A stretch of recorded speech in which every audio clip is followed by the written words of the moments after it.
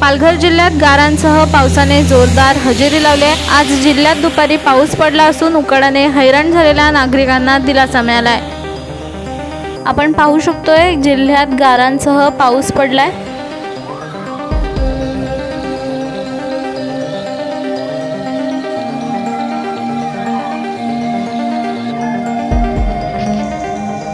काही भागात बच्चे कंपनीने देखील पावसाचा आनंद लुटलाय, तर दुसरीकडे जव्हार तालुक्यात मोठमोठी झाडे व रस्त्याकडे लाईटचे पोल पडून नेहाळा नांदगाव रस्ता पूर्णपणे बंद झालाय। हा रस्ता पूर्णपणे बंद झाल्यामुळे रस्त्यावर ये-जा करणाऱ्या वाहनांना जागीच थांबावे लागले, त्यामुळे वाहतूक थांबल्याने प्रवाशांची गैरसोय झाली आहे।